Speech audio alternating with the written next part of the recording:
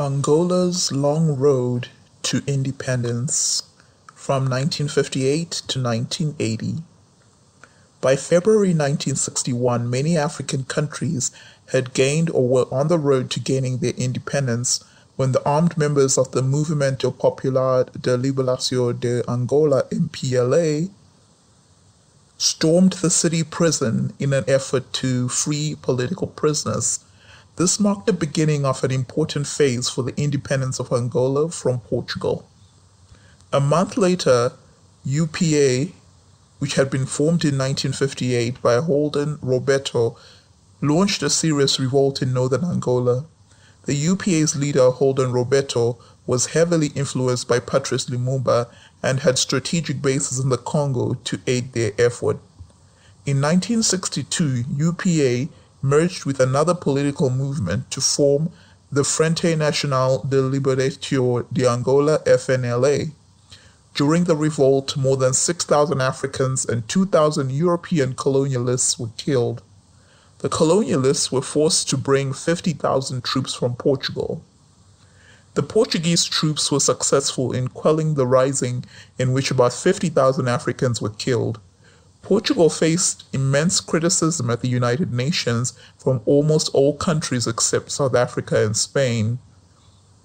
In response, Portugal passed legislation to change the status of Africans to Portuguese citizens and to give local legislative councils slightly more power. During this time, FNLA, which was forced to operate in the Congo, set up a shadow government with Roberto as prime minister and Jonas Savimbi as foreign secretary. Their party received COVID assistance from the United States. However, by 1964, Savimbi had broken off to form his own party, União Nacional para a Independência Total de Angola, or UNITA, which received support from China and South Africa.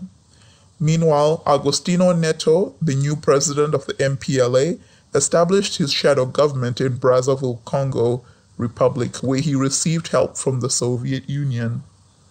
Portugal was under pressure from its three colonies, Guinea-Bissau, Mozambique, and Angola, so they decided to form a provisional government to pave the way for independence. But by June 1975, the provisional government had collapsed as the three movements, FNLA, MPLA, and UNITA, consolidated power in the different parts of the country. Unity was hampered by the external support received by these groups. The United States and China supported FNLA and UNITA, and MPLA was backed by the Soviet Union. The Soviets and Cuba sent and provided heavy tanks and artillery and 15,000 soldiers, which gave Neto and the MPLA the victory they needed. Many Portuguese fled from Angola after independence. The ruling MPLA provided assistance to SWAPO freedom fighters who were also trying to secure independence in present-day Namibia. The victory of the MPLA was short-lived because UNITA under Savimbi continued to sabotage the new government. Therefore, many Cuban troops remained in Angola well after independence.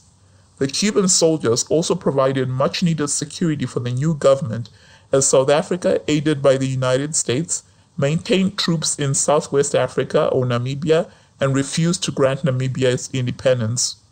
The United States' support of UNITA was driven by the need to protect the American Gulf Oil Company that was exploiting oil in Cabinda. Gulf Oil Corporation, GOC, ceased to exist as an independent company in 1985 when it merged with Standard Oil of California, SoCal, with both now operate under the Chevron brand. Angola officially marked its independence on November 11, 1975.